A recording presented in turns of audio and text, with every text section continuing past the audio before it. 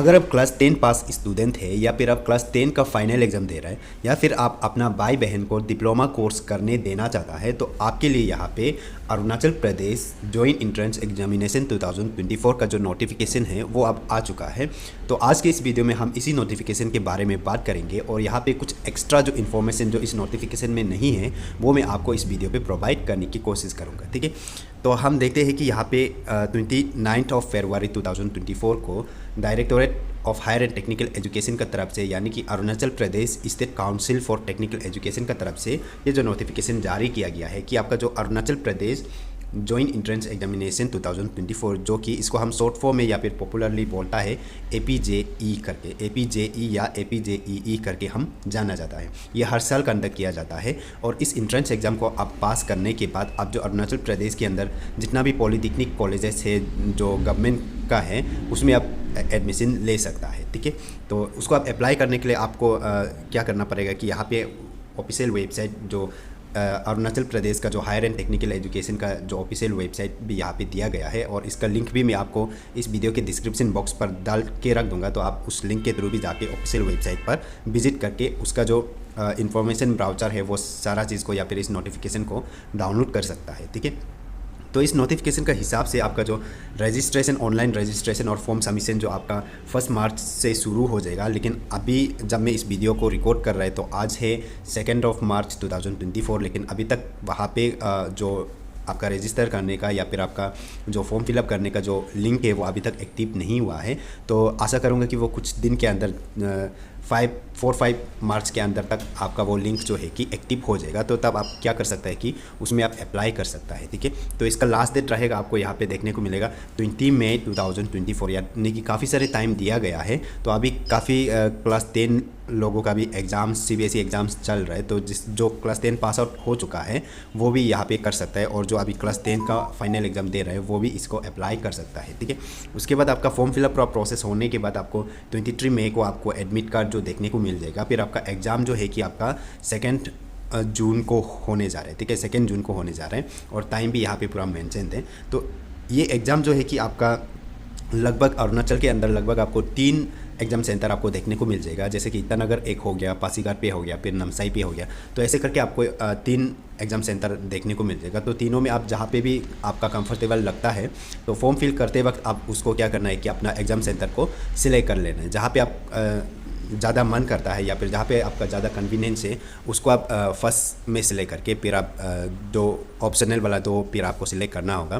तो आपको 3 exam centre select करने का मौका मिलेगा। तो उसमें आप देख के जहाँ में आप एग्ज़ाम को देना चाहता है उसको आप फर्स्ट में सिलेक्ट करके फिर ऑप्शनल 2 एक्स्ट्रा से सिलेक्ट कर सकता है। ठीक है, तो इस एग्ज़ाम को APJEE एग्ज़ाम को आप जो देने के बाद और क्लियर करने के बाद आप कौन कौन सा पॉलिटेक्निक कॉलेज में आप एडमिशन ले सकते हैं। वैसे तो अरुणाचल प्रदेश पे काफ़ी सारे पॉलिटेक्निक कॉलेजेस हैं, तो कहाँ पे आपका ले सकता है मेनली। सबसे फर्स्ट तो आपका Rajiv Gandhi government polytechnic college Itanagar में है, जो ईटानगर का देरा नातुंग गवर्नमेंट कॉलेज से गुजर के अंदर उसका अंदर साइड में है वो कॉलेज जो ईटानगर में है, वहाँ पे आप एडमिशन ले सकता है। ठीक है, उसके बाद दूसरा आप जो गवर्नमेंट पॉलिटेक्निक कॉलेज पासीघाट पे आप एडमिशन ले सकता है इस एग्ज़ाम को क्लियर करने के बाद। उसके बाद फिर आप इस एग्ज़ाम को क्लियर करने के बाद आप जो गवर्नमेंट पॉलिटेक्निक कॉलेज जो नामसाई पे है वहाँ पे भी ले सकता है, और गवर्नमेंट पॉलिटेक्निक कॉलेज रोइंग में एक है वहाँ पे भी ले सकते हैं, और दिरांग में एक है। ठीक है, तो इस 5 पॉलिटेक्निक कॉलेज में कहीं पे भी अगर आप पसंद करता है जहाँ पे आप पढ़ना चाहेगा वहाँ पे आप उसका एडमिशन वगैरह को ले सकता है। ठीक है, उसके बाद कुछ बेसिक सा चीज़ मैं आपको यहाँ पे बताना चाहूँगा कि उस पार्टिकुलर कॉलेजेस पे मतलब क्या क्या मतलब कोर्सेस जो है वो मैं थोड़ा सा आपको यहाँ पे बताऊंगा, ताकि आपके लिए ज़्यादा आसानी हो कि आप कौन सा कोर्स करना चाहेगा, उसके बाद कहाँ पे आप जो एडमिशन को लेना चाहेगा वो सारा चीज़। ठीक है, तो सबसे फर्स्ट मैं बताता हूँ यहाँ पे Rajiv Gandhi government polytechnic college Itanagar में आपको क्या क्या कोर्स देखने को मिलेगा बोलने से। वहाँ पे आपको सिविल इंजीनियरिंग देखने को मिल जाएगा, और कंप्यूटर साइंस एंड इंजीनियरिंग देखने को मिल जाएगा, और इलेक्ट्रिकल एंड इलेक्ट्रॉनिक इंजीनियरिंग देखने को मिलेगा, फिर ट्रैवल एंड टूरिज्म मैनेजमेंट। ये 4 कोर्स आपको ईटानगर का जो पॉलिटेक्निक कॉलेज वाला में आपको देखने को मिल जाएगा। तो ये चारों कोर्स के लिए आप क्लास 10 पास होने से हो जाएगा, आप एलिजिबल होगा अप्लाई करने के लिए। ठीक है, तो ये हो गया ईटानगर वाला। फिर आपका गवर्नमेंट पॉलिटेक्निक दिरांग में आपका क्या क्या कोर्स है बोलने से वहाँ पे आपको सिविल इंजीनियरिंग देखने को मिलेगा, इलेक्ट्रिकल इंजीनियरिंग देखने को मिलेगा, फिर आपका मैकेनिकल इंजीनियरिंग देखने को मिलेगा। तो दिरांग पे आपको 3 कोर्स देखने को मिलेगा और सब में आपको क्लास 10 पास होना पड़ेगा, ठीक है, 10 पास वाला एलिजिबल होगा।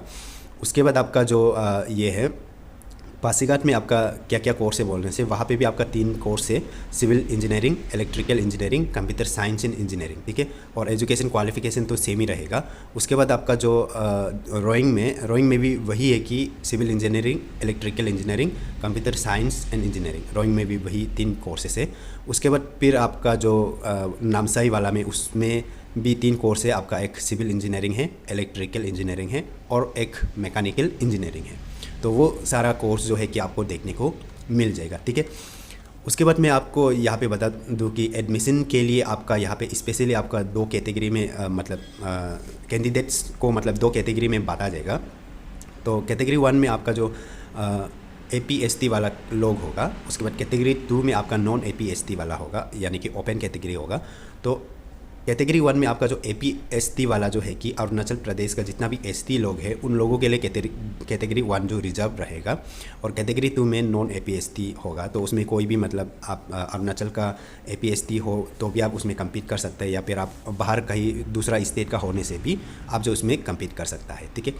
तो उसके बाद आपको यहाँ पे सीट डिस्ट्रीब्यूशन वगैरह और आपका जो डिफरेंटली एबल पर्सन के लिए जैसे कि PWD कैंडिडेट के लिए, तो उसमें भी आपके लिए कैटेगरी 1 में भी आपको 4% का सीट जो उसके लिए रहेगा, टोटल सीट में से 4%। उसके बाद फिर कैटेगरी 2 में भी वही होगा, टोटल सीट में से 4%। जो स्पेशल एबल वाला, जो डिफरेंटली एबल वाला, ठीक है, जिसको हम लोग PWD कहता है, उनके लिए रिजर्व रहेगा, ठीक है। उसके बाद आपका जो सीट एलोकेशन जो है कि कैसे करेगा बोलने से, सीट एलोकेशन में भी वही है, अभी मैंने आपको बताया है कि 2 कैटेगरी में कैंडिडेट्स को बांटा गया है, और एक APST और एक जो नॉन APST, ठीक है। तो सीट जो है कि सीट डिस्ट्रीब्यूशन जो कुछ इस प्रकार से होगा कि आपका 80/20 होगा, ठीक है, 80/20। तो 80 में कौन रहेगा, 20 में कौन रहेगा, उसको तो आप समझ ही गया होगा। तो टोटल सीट में से आपका 80% सीट जो है कि आपका APST के लिए रिजर्व रहेगा, ठीक है। उसके बाद 20% सीट जो है कि आपका जो नॉन APST के लिए है उसके लिए होगा। तो उस 20% में आपका APST वाला भी उसमें आ सकता है, अगर उसमें नॉन APST वाला नहीं है, या फिर नॉन APST वाला होने से भी इंट्रेंस में उसका मार्क जो नॉन APST वाला से भी ज़्यादा हो रहा है बोलने से, तो वो भी उस 20% के कैटेगरी में आके एडमिशन ले सकता है, ठीक है।